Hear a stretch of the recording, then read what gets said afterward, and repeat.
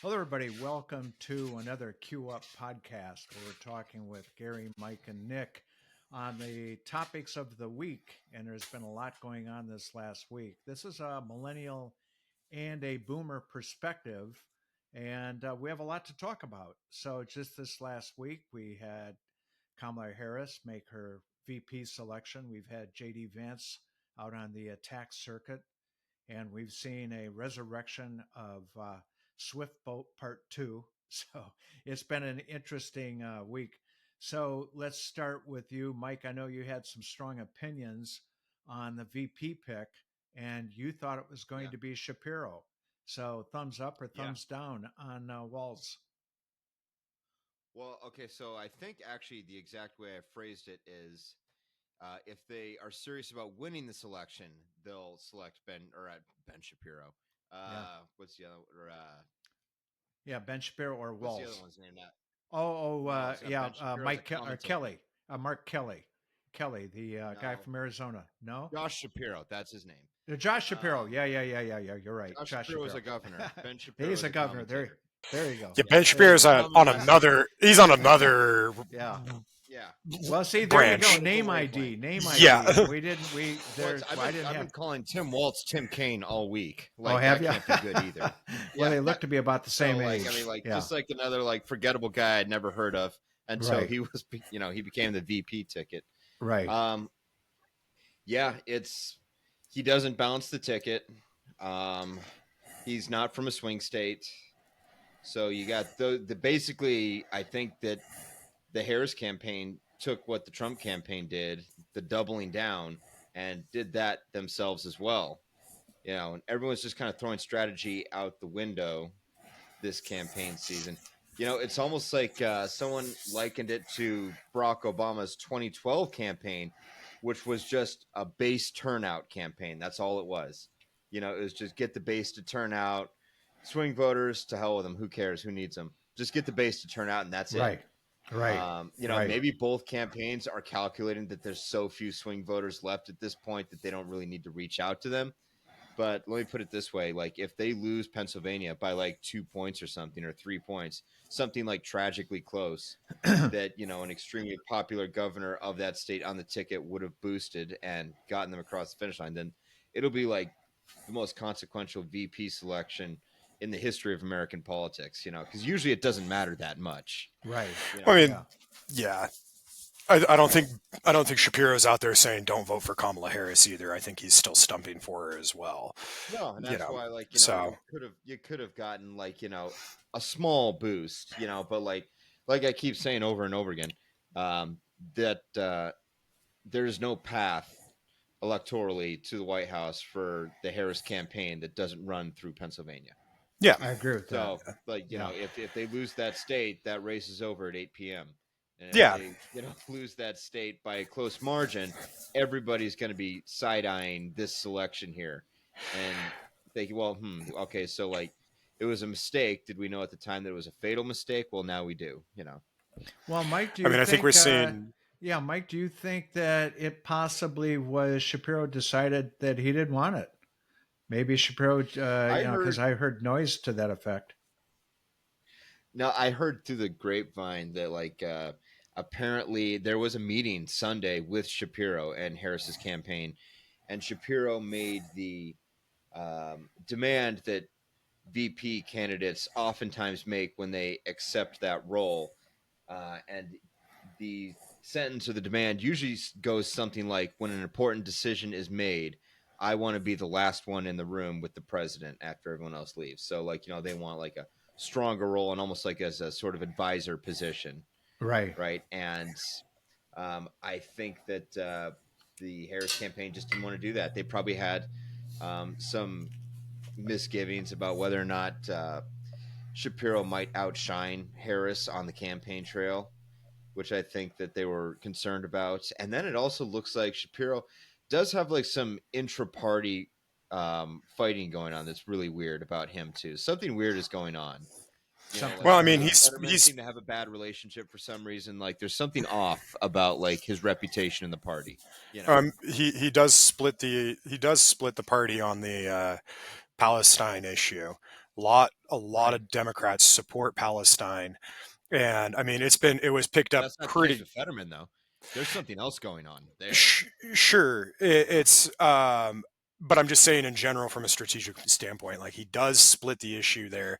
Yeah. I know a lot of people that I've spoken to down here in Idaho and in California were just like, yeah, that's a big issue for me is this Palestine thing. And I think the calculus might be, well, if we're going to go with somebody who military background, we'll get I'm sure we'll cover that whole thing down the line on the podcast, because that's been interesting. That's a whole but can of worms. Well, but yeah, we need to stop doing this military. You know, the two candidates that I can think of that both had military backgrounds, Al Gore and John Kerry. Yeah, that's yeah. true. Well, we need to stop. And John Kerry got. Well, no, I mean, they swift boated him. Yeah. Well, I think it's interesting that like the Republicans have over and over and over again, like, what left do you have to talk about in the room? You can't bring up the military because Trump dodged the draft. You can't bring up education because you want to get rid of it.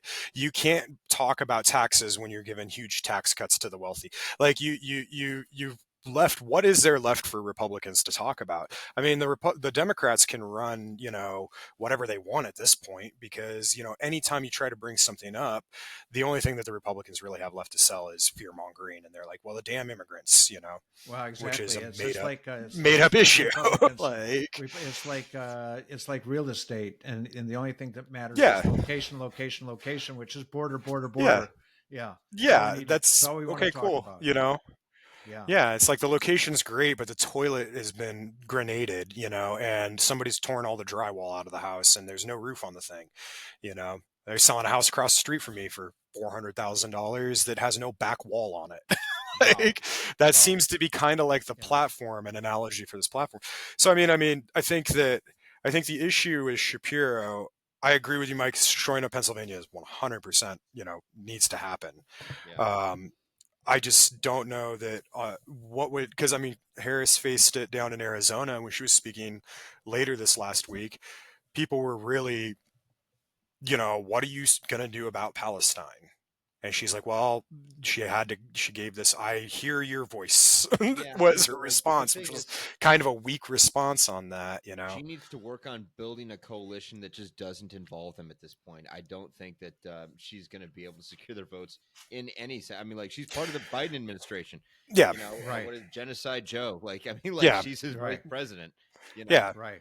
I would say that's a lost cause. I would try to put together a coalition that doesn't involve them. And to be honest, I don't know if it exists. Very reliable voters anyway. Sure, but I just don't know if it. Times they're probably not going to show up because they'll forget what day the election's on, or Yeah, I just don't know if a coalition exists out there that there's got to be. Could take it up. You could pick out somebody and just target them. Well, and I think too, to the point with that's all it is, I think to the point with Shapiro. Wasn't she she was speaking in an arena last week? It was kind of one of Trump's late night tirades about how his crowd sizes. He always loves to go to that when things are going bad. My crowds are so much bigger. And they had I saw a response, a side by side photo of an arena in Pennsylvania that was the whole top deck and the bottom floor was half empty for Trump. And then the place was packed to capacity in Pennsylvania for Harris. I have an answer for that. All they need to do is install some mirrors in the convention where he is, because things in the mirrors are larger than they appear in real life. Yeah.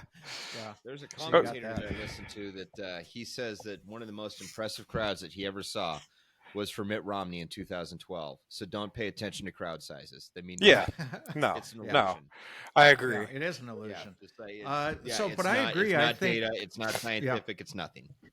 To your point, I think the Shapiro thing came down because of the Gaza issue. If Gaza weren't in play right now, I think it would clearly Ben Shapiro for all the reasons we talked about. But Gaza is in play. That's not going to get squared away in the near future. So and here's the thing. The conversation can turn pretty ugly surrounding that too, because Tim Walz also is, pro-Zionist. He has a laundry list of statements expressing pro-Zionist positions, you know. Right. So now, but think about Donald it. Trump is asking, and not unfairly so, He's like, okay, well then, is the one mitigating factor left is that this guy was Jewish? Is that it? And I think a lot Well, of people are wondering that out loud, and that's not a good look. Right. I think from Yeah. from the Harris campaign, if we take them at their word, is that they campaigned on separate issues earlier in the past, and that they were like, Kamala Harris was just like, I just work well with them and I agree with them. I mean, we can be fair and take her at her word for that. Maybe she just preferred working with Tim Walz over, Shapiro. Well, I think that was a it big sounds play. like there was a part of it that Shapiro was perceived to be high maintenance and demanding. Yeah, Right. and so that could be Almost just little a too ambitious, which is you don't yeah. want that in a running mate or a vice Well, president. and you think Yeah. about it, that there's what's in play here, of course, is what used to be called the Blue Wall, right? The Rust Belt. Michigan, Mhm. Wisconsin, Pennsylvania, used to be Ohio, but Ohio is pretty red. So it's the Rust Belt. And when you look at personalities, Walls plays there. I mean, that's Yeah. he's his DNA is Midwest, Yeah. from a small town farm in Nebraska to 24 He's years just got- I mean, National like- Guard in Minnesota, married to a school teacher. So Yeah, it's funny. There's people are calling it like the vibes election. 'Cause Yeah. it's like, okay, so you're gonna do the school too. First of all, let me point out, Jamal Bowman was a high school principal. I think right, that didn't help yeah. him. How'd that work out for you him? know, Yeah, yeah, all this salt of the earth shit only gets you so far. Well, it got JD JD It got JD Vance nominated as vice president Well, like I said, I think because that's a he tactical mistake because as he well. yeah. Oh, I agree. But what I'm saying is it got, what did it get him? Well, it got him nominated. It got him a Hollywood movie that won an Oscar in the And end the of JD Vance stuff, you know. as well, though, too. The whole I was a poor hillbilly thing. Yeah. He grew up in an affluent household in a leafy suburb of Cincinnati. Yeah. Give me a fucking Right. break. Well, yeah. I mean, there's a million That's places to all pick this that bullshit. apart. Yeah. Well, in But, terms of voter, EQ, if you will, I watched Walz perform a couple of times this week, and I have to admit he's surprisingly good. I mean, he's just a natural. He's folksy. I think that will play well in the Midwest. I think that's the strategy. Yeah, It's I the love- Midwest strategy. He just And ends up becoming. He's got so much baggage, though. I mean, He does he's have got some. some. He's staked out some, left flank positions there. Yes, he has. That Yeah. there's not a whole lot of cross appeal there. That's why I keep saying this is a base turnout election. Right. Yeah, I I think mean- they're doubling down. And he's pretty Well- easy to attack from the right. So Yeah. Well, both Yeah. camps are doubling down. Yeah, I mean, this is a referendum on MAGA politics, is what this election is. Exactly. That's right. really what it's come down to. Yeah. And it was when they picked JD Vance, they, okay, well, I don't think that playing to the center and when, you have an extreme is, there's pros and cons to that, but I don't think that the pros outweigh the cons. When you want to firmly put on the ticket, do you want to have MAGA politics anymore? Or do you want a resounding no? I think that's what they're playing, That's why Tim Walz has been coming out and swinging for the fences. I loved his line that he had, Gary, like you were saying, just listen to him just speak. What was it? It was great. It was JD Vance, I'd love to debate you as a VP if you could get up off the couch Oh, yeah. for yeah, a couple of minutes. Yeah. a couple of And I was just zingers. like, oh, okay. Okay, you've got jokes. Guys coming with jokes. I Yeah. get it, You play well. You played the crowd well. I mean, I think that it's interesting to see them open, Republicans opening up the door on, let's attack his military career.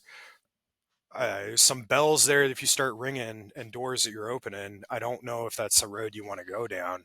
Well, so it's also not super. I mean, I don't think that will be all that successful because they're thinking about No. the 2004 Swift boat thing. Which, by the Yeah. way, do you know who put together that whole attack ad?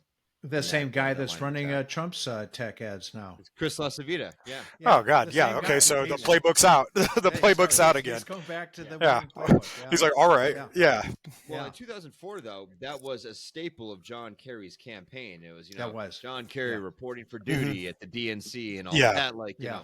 The over the top, Yeah. really pushing it. Where, as part of Tim Walz's political persona, it's more of kind of an afterthought or an aside, So He's like, yeah, this is a thing I did. You try to tear it down Yeah. all you want, but like it's not really a cornerstone of like what he's supposed to be And about. by the way, No. you cannot, I don't care who you are, you can't trivialize 24 years of service. That's significant. In the National Guard, you or in the military, you are able to fully retire after 20 years service. He stayed an extra 4. Now I just think it's the big criticism that they have is that he dodged a tour going to Iraq because his unit was called up to go to Iraq and he retired. But what is not said, and he had command. He had another before that announcement was made. Yeah. Well, it's kind of like the old question, like, what did Tim Walz know and when did he know it? Right. There you go. That's exactly right. Politics and command sergeant down to that. Yeah. There's another command sergeant major working with him that said, he did. He deliberated long and hard about whether he was going to stay in after his retirement and continue, or was this his opportunity that he thought was the best to run for Congress, and he chose to run for Congress. It's not like he I left to go sit on the board of Lockheed Martin. He just went into another realm of service. And now's your chance. Take it. You move to a different realm of service. It's not like you necessarily were like, okay, well, I'm going to go start my power washing company and not go to war. Yeah, I think. And then again, they didn't. It's a weak attack. It is. But he's got other bag. So he's got a couple of statements that he made that suggests that he did go, because he's using very specific, technically correct language, but it's misleading. So he'll say that he was deployed in support of Operation Enduring Freedom, which is true. Yeah. Right. But that support happened in Italy. Right. Yeah. So, that's a true statement. But if you weren't really paying attention or didn't know exactly what he was talking about, it kind of sounds like he went to Iraq. Yeah, but at the same time, how many? Okay, so for every door kicker that's out there, Marine, which JD Vance never kicked a door. But we'll put that aside. I'm not going to disparage his service. He did a job, and I'm glad that he did. And that's great. But for every door kicker that's out there, how many people are standing behind that door kicker within that organization, making sure that they have X, Y, Z, food, clothes, logistics? Just because you didn't even deploy overseas doesn't mean that you're not called up working a job. And that's the thing, is that they're attacking a guy for doing a job. I don't see that that it really goes anywhere, and except opens the door to, okay, I don't think it's playing well with veterans groups. I don't think that if you want to start comparing careers, which isn't a cool thing to do anyway, he left, he retired. He was fulfilling the role of a command sergeant major. He retired honorably. He apparently didn't finish the academic requirements to retire with that rank, but he retired honorably.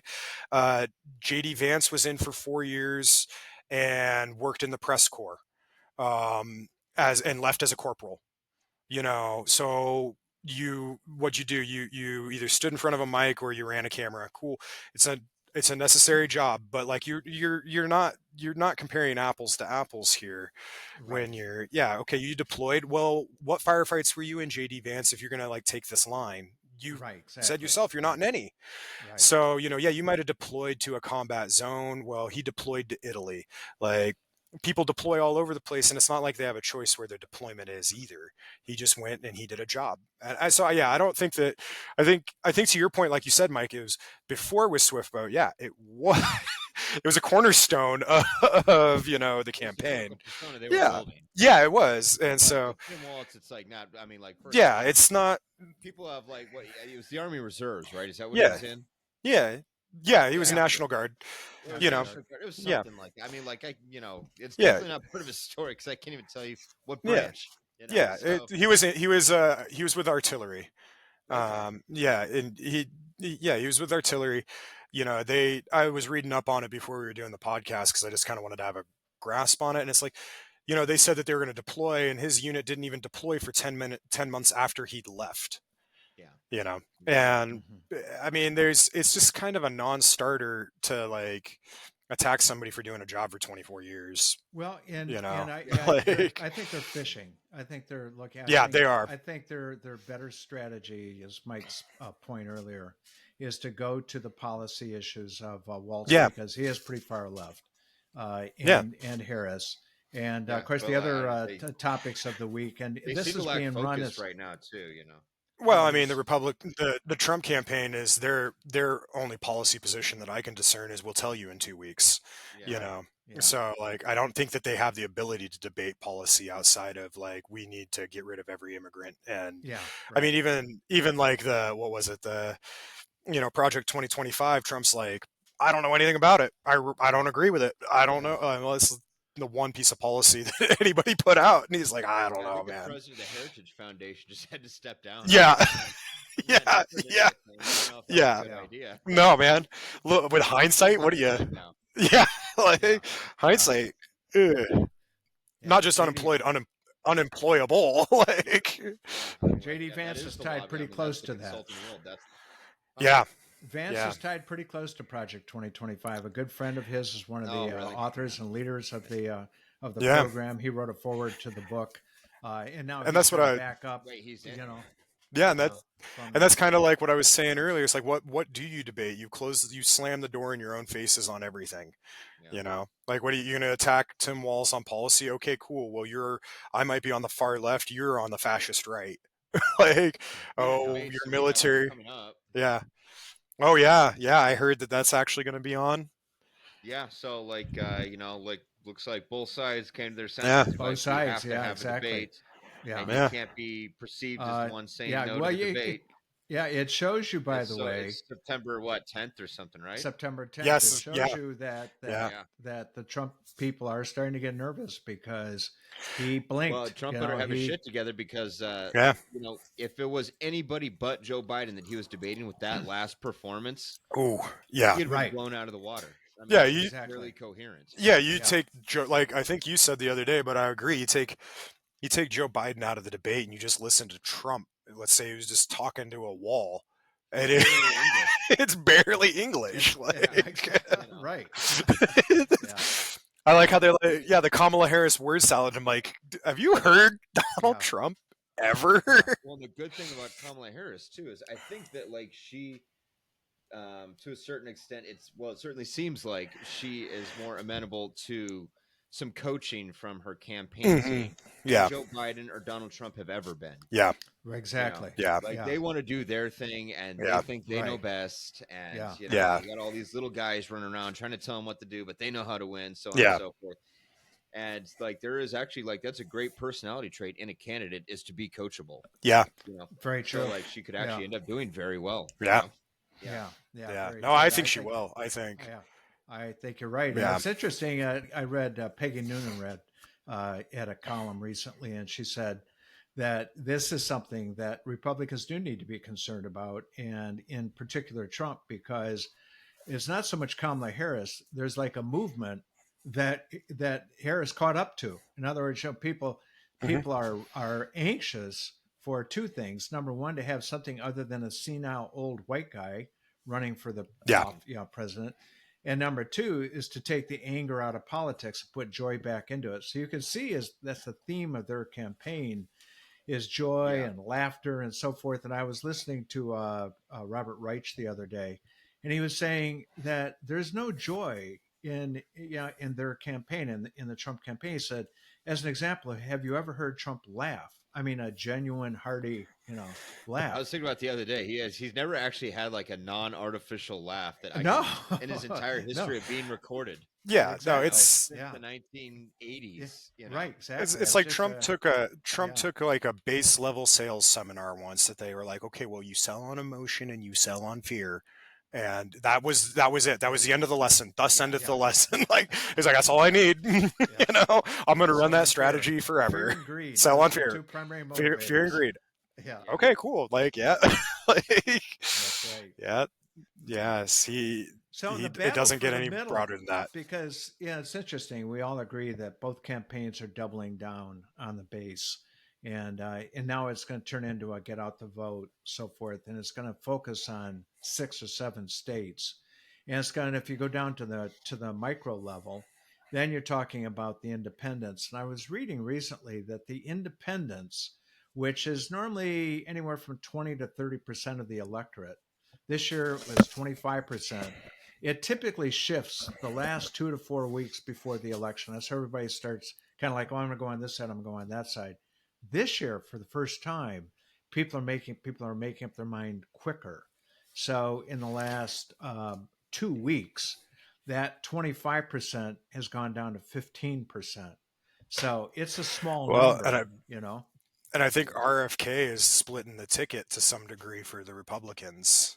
Well, they definitely want to see him gone. Yeah, everywhere but the people, if he's on a ticket, he's pulling more from Trump than he is from the Dems. Yeah, he is. I called that all along. Yeah. There's certain aspects of RFK that appeal much more to Trump people. Yeah, like abandoning bear carcasses in Central Park. He's a conspiracy theorist who's a celebrity. Like, yeah. That's their bread and butter. Yeah, they love that. Favorite two things. Yeah. So and like I think the Trump campaign for the first time is starting to realize that. Yep. And, they are. Trump was apoplectic when he found out that Joe Rogan was coming. Because he got that guy in the bag. Yeah, Joe Rogan's no longer.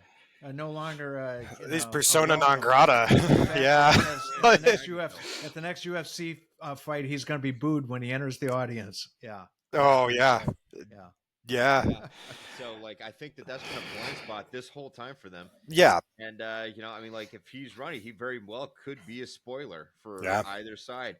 If you're talking about, two sides splitting up maybe half a dozen points. Yeah. Then like one guy who comes in and gets 2.5% actually could make a difference. Yep. Yeah. No. The RFK thing is interesting to watch. I've been loving the fallout from that, the Joe Rogan. It's just watching he kicked the ant hive with that. Yeah, unbelievable. It's interesting because like there's a regular misconception that Joe Rogan is a conservative, and I'm like, I don't think. No, he's just an idiot. I don't think he's classifiable. I don't think that there's a coherent political ideology behind any of that. No. So like it actually makes a lot of sense to come out for RFK. They should have been able to predict that. Maybe idiot was strong. Maybe just stoned, like really stoned.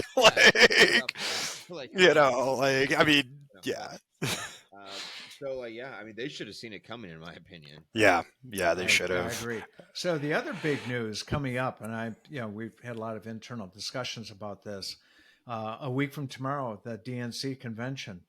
So and unfortunately for the Trump campaign people, the last month has been nothing but all the air has been sucked out of the room, and Kamala has gotten a lot of earned media and free media.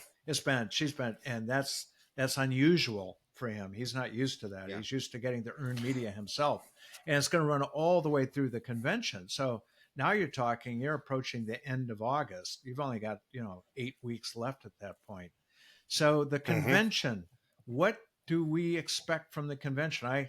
We were talking about whether or not they're going to, of course, Trump had Hulk Hogan and I don't know, Kid Rock or somebody.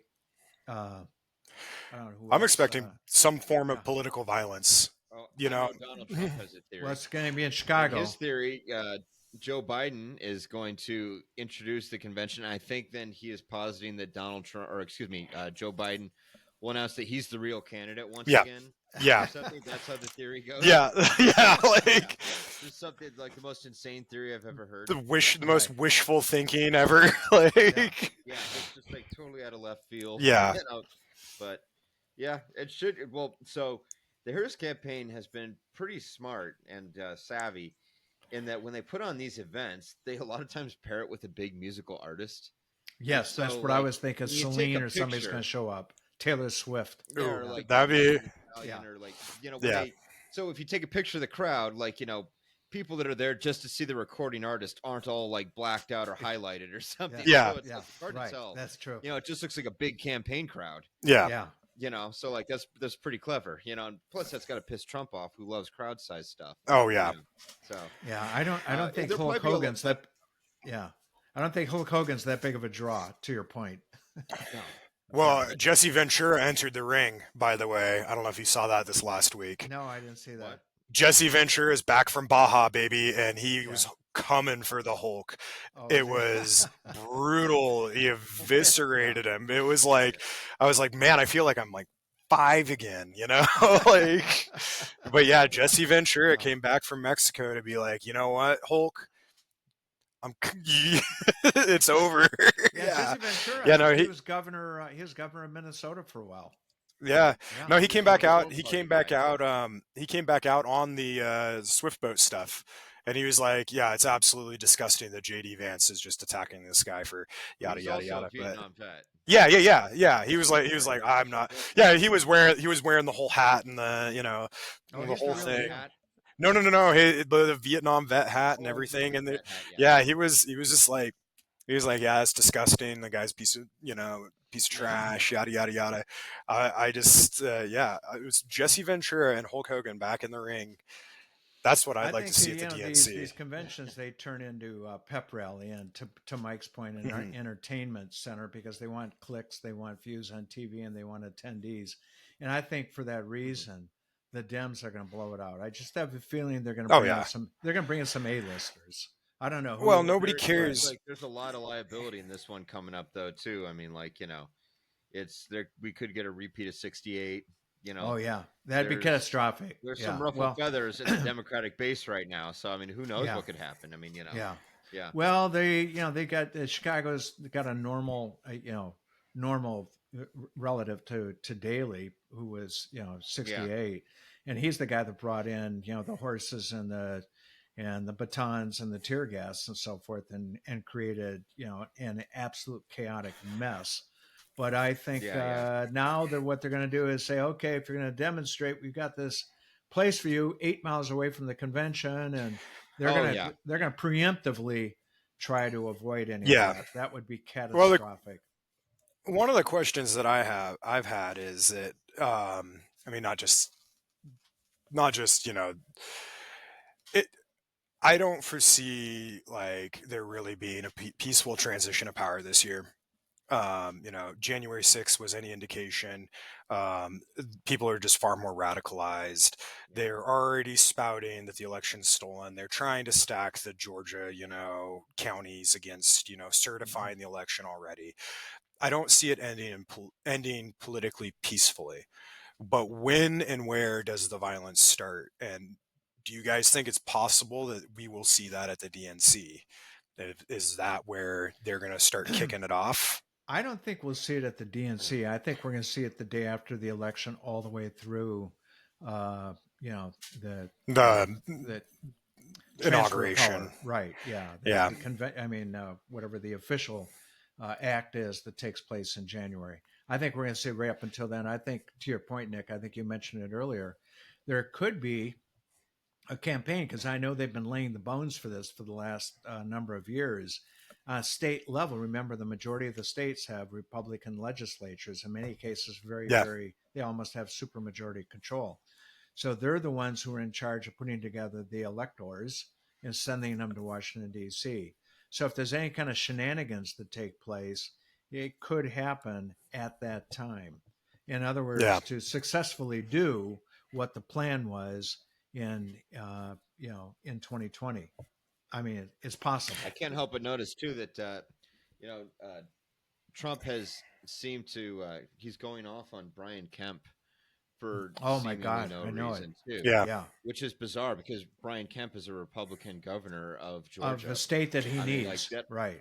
Yeah. Yeah, it almost looks like some preemptive blame shit, like he's counting on losing it or something, and like building an alibi now of why it happened. Yeah. It's really weird. Well, they're it's a distracted campaign too. That's what I keep saying. That's kind of what he was doing in 16. By the way, I don't know that he even thought that he was going to win at that time. But prior to the election, he was saying it's going to be rigged and it's corrupted, and so on and so forth. In other words, if I lose, here's an excuse, right? Yeah, preemptively explaining the loss. So I think it's part of the strategy book. Yeah. Well, I mean, I think that Brian Kemp stuff has 100% of the Republican Party, MAGA and non-MAGA, just revolted because A, it's kind of productive, but B, it's also a waste of time. There's only a couple months left, or whatever. Yeah. So 3 months left. And he's like wasting fire on an ally of his, a political ally. It's. I mean, I don't know what he thinks is going to happen with that. Well, because I think the press is his turnout. I think a lot of it was there was their election committee in Georgia just passed these rules that give county officials the ability to investigate and stop, and they can at any level, anybody along the line can basically stop, from what I understand, and call an investigation into absolutely any little thing that they want and stop the certification of votes. And Brian Kemp's Secretary of State not Secretary of State. I'm so sorry. Brad Raffensperger. Yeah, came out and said these people are nuts. And the committee came back and they're like, well, no, he's nuts. Yeah, and he's like, well, he's nuts and all this stuff. And it's just this like childish infighting going on in Georgia. And I think that what Trump's doing is trying to signal to these election committees that he's like, and these lower level bureaucrats that he's like, oh, well, I got your back if the governor comes in and tries to tell you that you can't do X, Y, and Z because we just passed these rules or you just passed these rules that allow you to do X, Y, and Z. So I think it's kind of, he's dog whistling to these people that, and trying to make, undermine Brian Kemp before the, whatever potential shenanigans they're going to try to pull, as I think what's going on there. But who knows? I'm honestly tired of trying to dissect what's going on in that man's mind. It logically doesn't make any sense because as you approach the final lap, you want to bring in every single ally you can. And I think that's the fundamental of politics, right? This is what Reagan said. Never golden rule. Don't attack fellow Republicans. And my God, going to a state like Georgia. An Achilles heel of anything, it's always been that he's got a lack of discipline. Well, that's the thing. That's exactly right. That's why things oftentimes feel like half-assed or unfinished, or it's because this constant lack of discipline. That also made him like a fairly ineffective executive. I mean, like, if you were like a really Trumpy person, you would have. He was very Trumpy. Really pissed off with him right now. Yeah. Oh, he's so he Trumpy. Didn't do a whole lot in office, But he didn't do. I saw a cool little interview with legislation other than a tax cut for the rich. Well, he passed a tax bill that, like, Mitt Romney or John McCain or like anybody would have signed. Ted Cruz would have signed that. Yeah. And he appointed the same judges that Marco Rubio would have appointed. There wasn't a lot of whole like Trumpy stuff, Right. I saw an interesting interview with he was a White House aide, and he was talking about memos he used to have to write, and he's like, if we're writing a memo for the president, we had to put it in this language that he spoke in his voice, and we'd have like 100 page memo or an 80-page memo that had to get cut down to one single sheet. And he's sitting here, he's like, I'd have to sit there and type like, if you want to win in Afghanistan and make the Taliban a bunch of losers because they're a bunch of losers, and you want to be a big winner, then you need to go do big winner things like X, Y, Z. And he's like, I have to dumb it down. And he's like, he was like, I spent my entire life getting here, and this is just, a lack of discipline. The guy can't read. Like, trained mind. Oh, I love. Did you see him? He wanted to have a cognitive test with Kamala Harris. Oh, I love that. Well. I'd pay for a ticket to that. Man. Yeah, I mean, at the very least, he'd fail an ADHD test. Like, I'd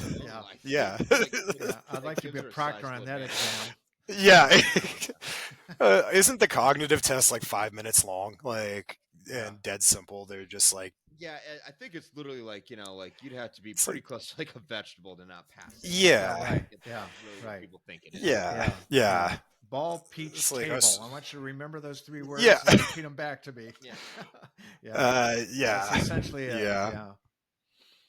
All right, guys. Well, we have an exciting week or two coming up. So let's see how close we are on our predictions. I think we'll see how Walz plays out. So far, I have to say, early on, I'm impressed.